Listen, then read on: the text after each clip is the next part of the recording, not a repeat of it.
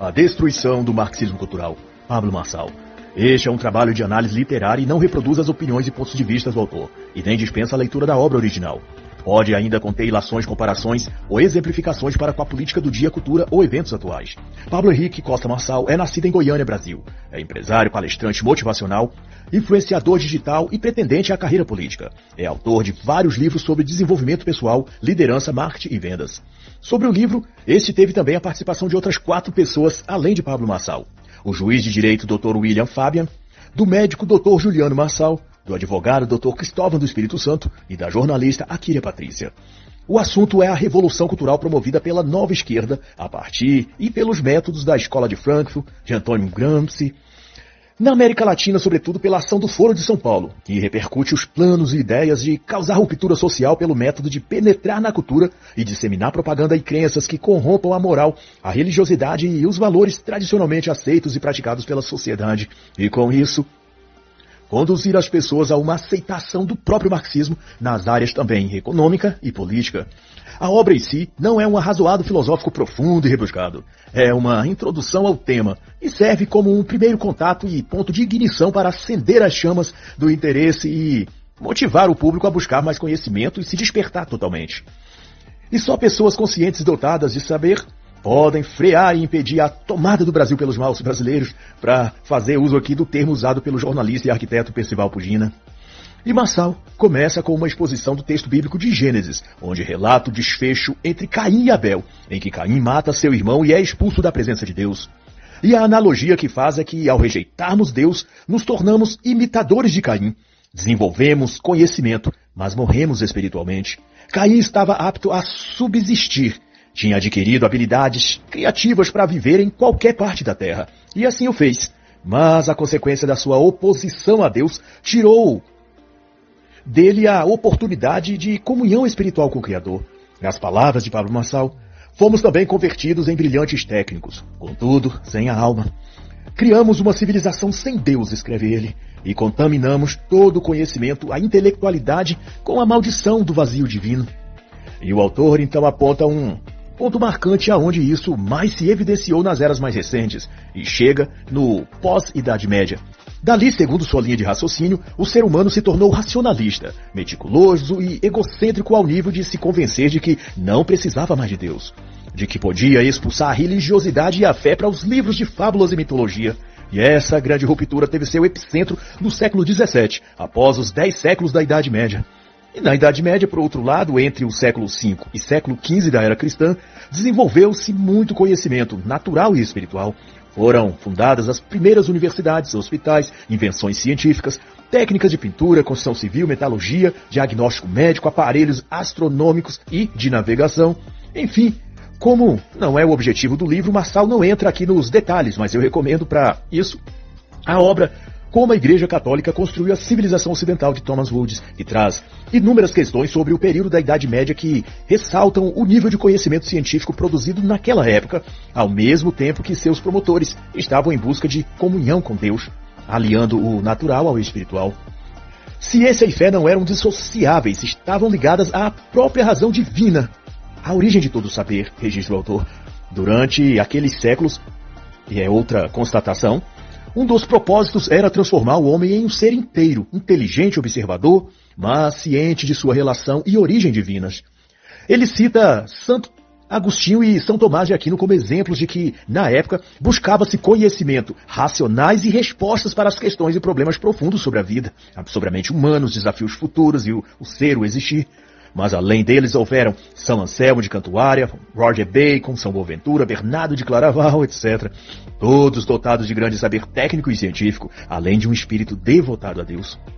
O autor só esqueceu de mencionar que esses grandes homens eram católicos apostólicos romanos, e grande parte deles eram inclusive padres da igreja, e outros tanto acabaram depois até canonizados ou consagrados a doutores da igreja, e combateram várias heresias que na era moderna geraram o protestantismo.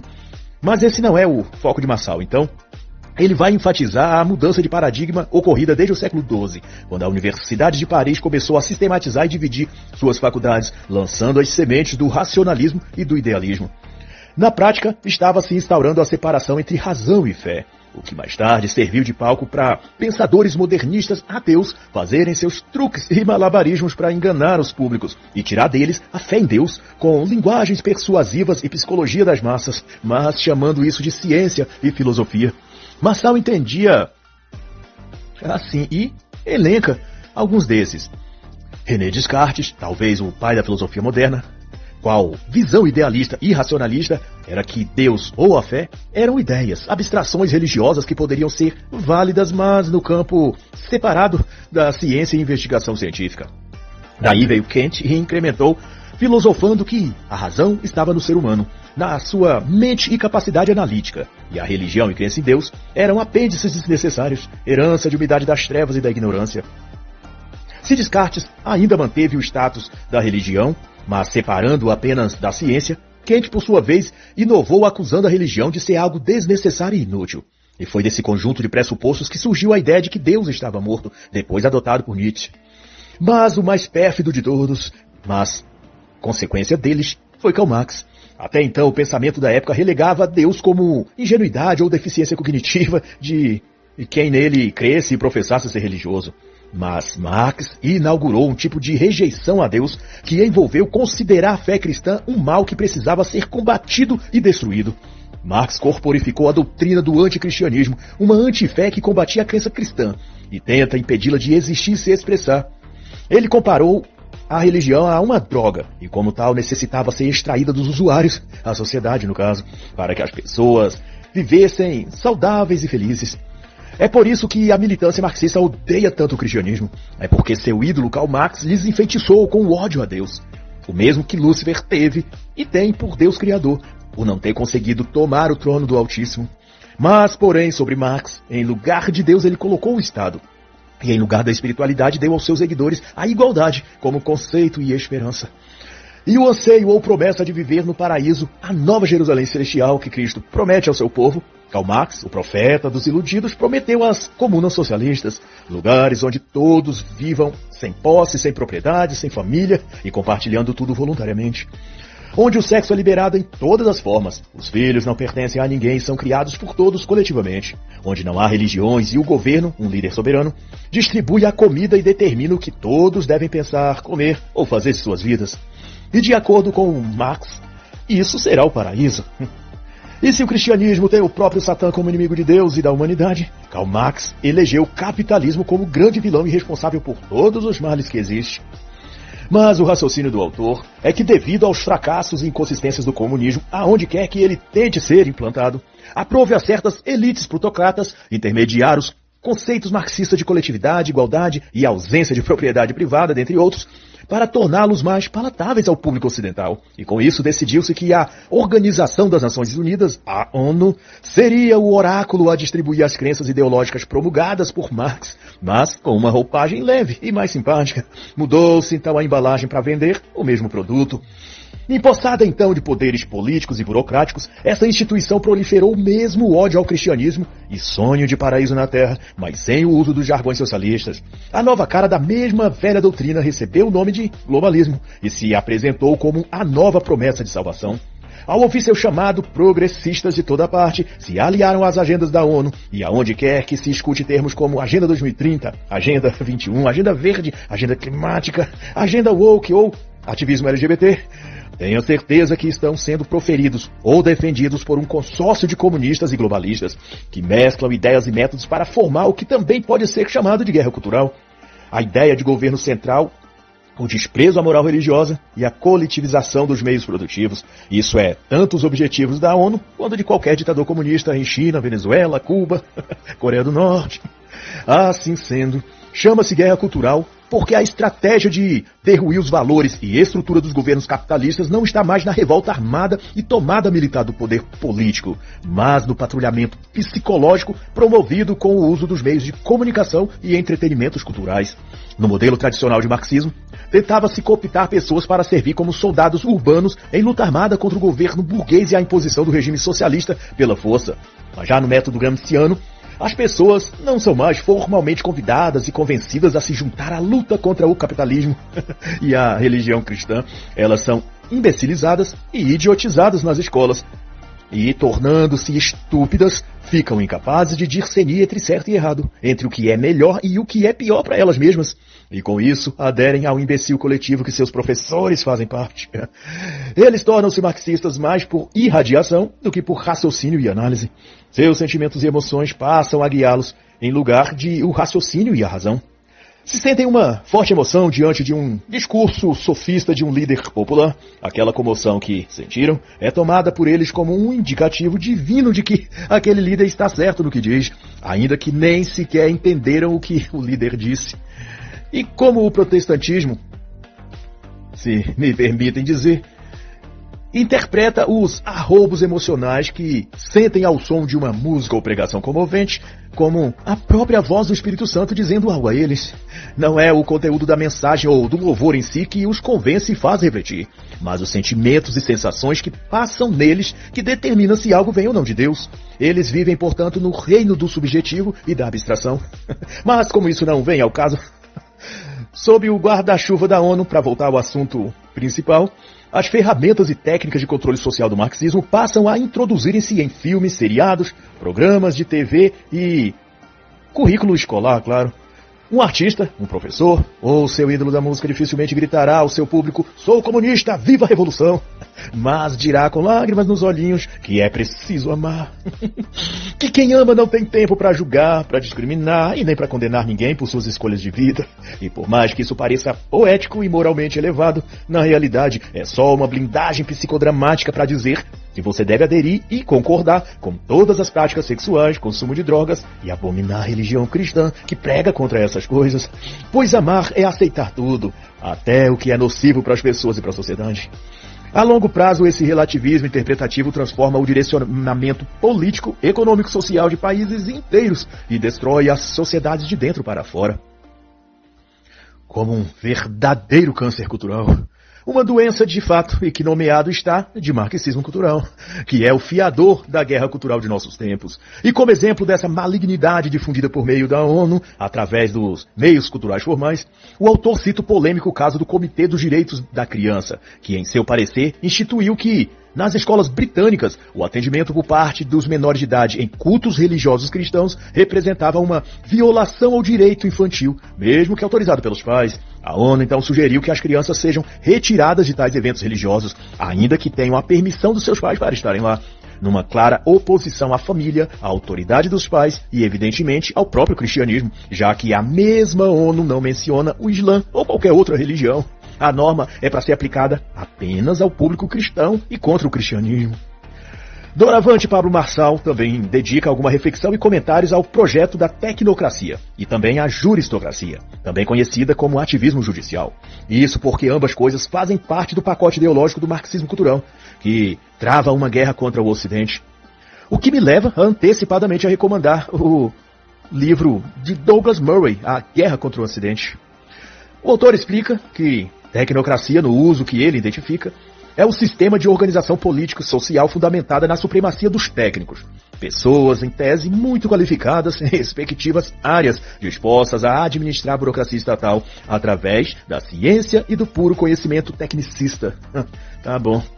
Esses técnicos, que passa pelo que no Brasil se conhece por através de alguns dos altos militares, adeptos do positivismo, que queriam gerir tudo com pragmatismo e eficiência técnica, mas que em função disso permitiu que a esquerda avançasse sobre áreas estratégicas na guerra cultural, que eram as escolas, as universidades, o jornalismo.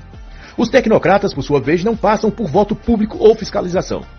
No sentimento deles, eles estão acima da esfera popular e têm uma espécie de capacidade ou iluminação que lhes dão o privilégio e o dom de saber o que deve ser feito e que cabe aos simples mortais apenas acatar as diretrizes deles.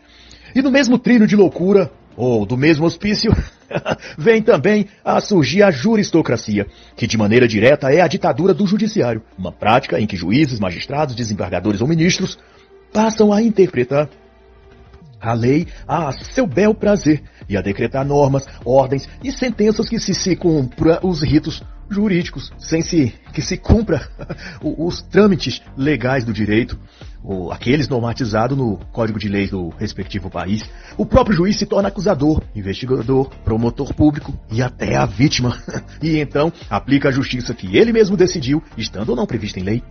E aqui eu cito o exemplo que, na época de publicação deste livro, não tinha ainda acontecido, mas que ilustra como nenhum outro o que é a juristocracia.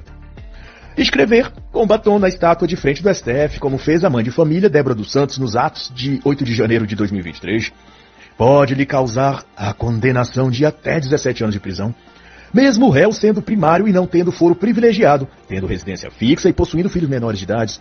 Não importa se o juiz iluminado decidiu que esse é um crime gravíssimo, então assim será. Ao mesmo passo que, se um juiz decidir que um traficante de longa ficha criminal merece cumprir pena em casa, assim também será feito, como no caso do criminoso chefe do tráfico do Morro da Providência, Evanildo Silva, presenteado com a prisão domiciliar porque a justiça entendeu que ele não oferece perigo às pessoas. Para a juristocracia brasileira, perigoso não é o traficante, mas uma cabeleireira armada com um batom. De todo modo, o caso concreto é que tanto a tecnocracia quanto a juristocracia servem a uma ideologia e são fenômenos mundiais e estão a se manifestar em toda parte nos países ocidentais à revelia dos próprios governos desses países, normalmente eleitos. E aqui Marçal faz também um alerta que toda ditadura, em algum nível, tem sempre a adesão e participação do judiciário, ou eles mesmos impondo, como é o caso do Brasil, ou eles apoiando e validando as ações ilegais do ditador, como na Venezuela. De todo caso, a juristocracia é sempre um cúmplice dos males praticados contra o povo. E para exemplo disso, o próprio autor traz 3 casos emblemáticos, tomados por juízes. Um casal que foi preso na Alemanha em agosto de 2013, Eugene e Louise, por não permitir que sua filha recebesse aulas de gênero na escola. Outro caso foi o do juiz Nicholas Phillips, chefe do judiciário na Inglaterra, que em julho de 2008 admitiu a aplicação da lei islâmica na Inglaterra. Os princípios da Sharia passariam a vigorar em concomitância ou até acima das leis inglesas. E o terceiro relato é o do ex-cunhado de Ana Hickman, o empresário Gustavo Correia, que salvou a própria Ana Hickman e a esposa dele em 2017, tomando a arma do criminoso Rodrigo Augusto de Pádua em luta corporal, depois que esse tentou assassinar a apresentadora no quarto do hotel Casa Bilsne, em Belo Horizonte, Minas Gerais. O bandido acabou morto e uma juíza aceitou denúncia contra o empresário que salvou as 2 mulheres, obrigando-a a responder por homicídio, ao invés de legítima defesa, como foi o caso. E como se vê, há sempre um magistrado envolvido em eventos que rompem com a estrutura civilizacional normal da sociedade, causando desordem e caos.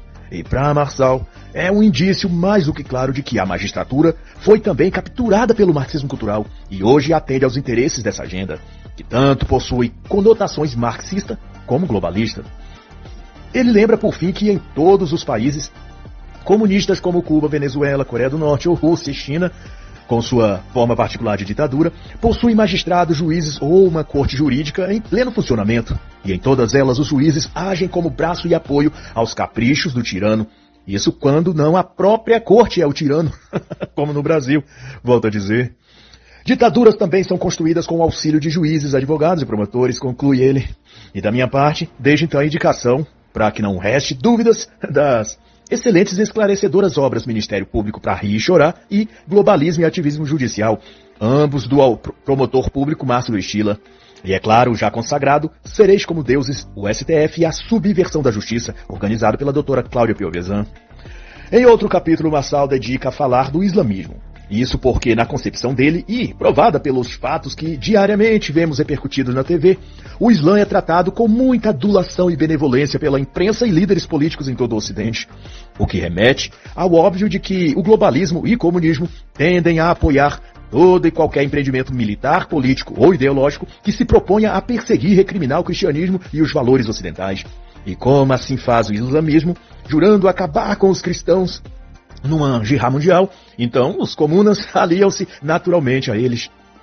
O autor observa, portanto, que o Islã não é apenas uma religião como o cristianismo ou outras, mas desde o seu início o Islã nasce como um projeto de Estado e de governo, que chamam de Califado Universal, O Islã prevê um mundo governado pelas leis islâmicas e aonde os ocidentais sejam mortos ou submetidos a uma condição inferior de sujeição aos muçulmanos, isso chamado de dhimma. Marçal cita inúmeros trechos do Corão para destacar a visão que os muçulmanos têm dos ocidentais. Combatei contra aqueles que não acreditam em Alá. Aqueles que dizem Deus é o Messias, filho de Maria, são ímpios. Combatei-os até que não exista outra religião senão a de Alá. Fazei-os prisioneiros. Armai emboscadas contra eles. Nenhum profeta pôde fazer prisioneiros sem antes ter praticado massacres na terra. E por aí vai. O ponto central é que as táticas islâmicas de terrorismo, doutrinação e violência atendem o propósito que o marxismo cultural pretende, que é o de colapsar a civilização ocidental. Por isso os comunistas se prontificam a bajular, a justificar e, adivinhe, a passar a língua para limpar a merda que o Islã faz. Seja através do Hamas, do Hezbollah ou de quaisquer outros terroristas, isso eu comentando, né? Já o autor comenta que a invasão da Europa pela migração muçulmana segue as mesmas táticas de Maomé em Meca e Medina. Entrar e ali constituir pequenas comunidades fechadas em torno da sua própria cultura e tradições, normalmente em guetos, e daí se proliferar cada vez mais, e impondo ao povo e cultura local os costumes, os hábitos que esses migrantes tinham já em seus países originais. E com isso, devido aos seus métodos de violência e intimidação em grupo, os locais vão cedendo e amoldando-se ao domínio estrangeiro, e aqueles que eram minorias se tornam então mais numerosos e impõem as suas leis e costumes em toda aquela região ou país. E quando menos se percebe, aquela cultura já não é mais ocidental, mais islâmica. Daí o calendário, nomes de ruas, dias santos ou de cerimônias, etc., passam a ser ajustados para atender aqueles que antes eram um pequeno grupo de imigrantes, mas então já se tornaram a força dominante daquela cidade ou daquele país, porque já elegeram seus próprios representantes políticos e esses mudaram as leis para favorecer esse público. Mas esse consórcio do mal entre o comunismo e o islamismo afeta não apenas o Ocidente. Na China do século XXI, iugures muçulmanos são presos e assassinados pelo Partido Comunista Chinês. Mas toda a comunidade muçulmana fica em silêncio covarde, porque há uma relação de interesses mútuos entre o Islã e o marxismo, que é o de unirem forças contra o Ocidente. Assim, os muçulmanos aceitam sacrificar alguns pobres coitados devotos de Alá, assim como os comunistas concordam em perder alguns ativistas e simpatizantes deles em atentados terroristas em escolas, shoppings ou trens pela Europa praticados por extremistas islâmicos, num acordo simbólico onde ambas ideologias colocam as suas ofertas humanas sobre o altar do sacrifício para oferecer o sangue deles ao Deus da destruição, que no Ocidente chamam de liberdade, igualdade e justiça social. E na sequência o autor delibera acerca de Antonio Gramsci, o filósofo marxista italiano responsável pela coleção de livros que veio a se tornar o manual esquerdista para a guerra cultural, os Cadernos do Cárcere. Gramsci foi um dos fundadores do Partido Comunista Italiano, foi eleito deputado em 1924 e em 1928 foi preso e condenado a 20 anos de prisão. Em 1929 começou a escrever em código sua série de livros subversivos e em 1937 faleceu já doente numa clínica médica em Roma. Seus escritos inicialmente geraram 6 volumes e primeiramente publicados entre 1948 e 1950. Em 1966 eles já circulavam aqui no Brasil e mesmo em pleno regime militar as ideias de marxismo cultural já corriam sem impedimento algum pelo país. A concepção geral de Gramsci era que uma revolução armada como a russa de 1917 não prosperaria em outras partes do mundo dali por diante, mesmo ao custo, em vão, de muita morte e sangue. Assim, era necessário aperfeiçoar os caminhos, os métodos, para atingir as metas revolucionárias. E no Brasil, o Foro de São Paulo foi o órgão marxista que melhor transportou as ideias de Gramsci para a prática política social e cultural propriamente dita. As estratégias são infiltrar marxista no judiciário, sindicatos, igrejas, universidades e imprensa, e através da ocupação desses espaços neutralizar as ações usuais dessas instituições e direcioná-las a trabalhar em função das pautas comunistas. Daí todo o público dependente dos serviços desses órgãos passará a receber a formação e a coerção intelectual e moral que a agenda comunista prescreve e disponibiliza. E no devido tempo, a sociedade estará toda condicionada psicologicamente e não perceberá que é marxista na sua forma de pensar e de agir. Ela tornou-se comunista de dentro para fora. E a esse ponto, os próprios líderes políticos e das instituições mais relevantes do país serão indicados, votados ou apresentados pela própria sociedade, que verá nesses líderes o reflexo de suas próprias opiniões e pontos de vista, já que a população possuirá também as mesmas visões progressistas de mundo, sem notar que essas percepções foram implantadas nelas pelas ferramentas da cultura, os entretenimentos, as opiniões jornalísticas, as matérias escolares, os filmes, telenovelas. E depois disso, Marçal dedica várias páginas contando a história do comunismo e de seus horrores praticados em nome de se atingir o poder e o tal paraíso na Terra. Mas, como são histórias já contadas inúmeras vezes por inúmeros historiadores e autores, eu cito apenas os números de mortos que diversos líderes comunistas produziu em nome desse projeto de poder. 5 milhões de russos a contar a partir da Revolução de 1917, 8 milhões de ucranianos e russos no infame processo de Holodomor, 2 milhões de cidadãos no Camboja, 25% da população do país por Pol Pot, de 20 a 70 milhões também de cidadãos mortos na China por Mao Tse-tung, isso sem contar Venezuela, Cuba, Coreia do Norte, onde até hoje ainda há genocídio e massacre de sua população. Mas para conhecimento aprofundado, eu deixo a indicação da excelente obra Camaradas, uma História do Comunismo Mundial, de Robert Service. Mas, fora isso, o autor também incentiva uma ação propositiva para mitigar os efeitos da guerra cultural contra nós. Sua recomendação é, além de estar informado e preparado intelectualmente, também reformar moralmente nossas condutas. Ele diz que quem ama o bem deve também odiar o mal. O que quer dizer ter convicções e fé tão firmes que lhe faça repudiar tudo que é errado. A mentira, a corrupção, a disfarçatez, a promiscuidade e toda forma de aparência do mal. Se mais pessoas corrigirem seus hábitos nesse sentido, haverá menos solos férteis para o marxismo plantar suas sementes malignas. Mas infelizmente a má cultura prospera e vira arma de contaminação nos lares e famílias, porque as pessoas consomem prazerosamente essa cultura tóxica. E vale aqui refletir que tipos de conteúdos culturais estamos a consumir. Quais são as músicas, os filmes, cantores e influências da mídia digital que damos audiência e curtimos? Não dá para amar o bem e desfrutar do mal. Não há como servir a dois senhores, ou se há de amar um e aborrecer o outro, ou vice-versa. É isso que ensina as Escrituras. Mas é verdadeira a frase de que não vive, na verdade, a pessoa que se diz conservadora, de direita, ou cristã, sei lá, e ao mesmo tempo aplaude ou frequenta shows de Anitta, Pablo Vittar, Tati Quebra-Barraco, ou esses artistas do funk, ou do próprio MPB que idolatra Karl Marx, PT, Lula. O vinho novo é guardado em odres novos, assim como uma mentalidade sadia deve ser preenchida com conteúdos sadios. Então, a mudança interior é sempre uma parte fundamental para aqueles que querem realmente andar no caminho oposto ao do comunismo. E como ponto final está posto que o comunismo, na sua tática social, política ou cultural, planeja e se esforça para o mesmo objetivo e finalidade que Lúcifer pretendeu desde o princípio das eras, que é destronar Deus dos corações dos homens, desprezar a grandeza do Criador e constituir um reino na terra onde Deus não esteja presente.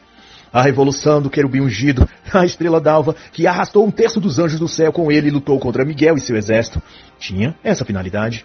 A construção da Torre de Babel tinha também essa finalidade. A perversão de Sodoma e Gomorra, a escravização do povo de Israel no Egito, o complô para assassinar Jesus, tudo foram atos de um mesmo script maligno, o de findar o reino de Deus e inaugurar o reino de Satanás.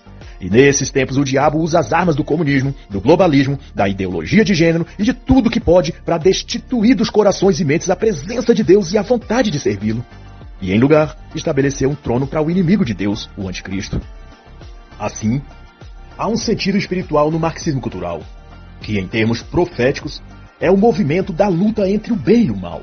E mais do que um sistema político ideológico, todos os tentáculos marxistas são partes de um programa de dominação espiritual mundial. E assim está escrito: se o mundo vos odeia, sabei que primeiro do que a vós outros me odiou a mim. Se vós fosseis do mundo, o mundo amaria o que era seu. Como não sois do mundo, pelo contrário, dele vos escolhi. Por isso o mundo vos odeia. Lembrai-vos da palavra que vos disse: não é o servo maior do que o seu senhor. Se me perseguiram a mim, também perseguirão a vós. Tudo isso vos farão por causa do meu nome. João 15, 18 a 21. E assim encerra a análise da obra A Destruição do Marxismo Cultural, de Pablo Marçal.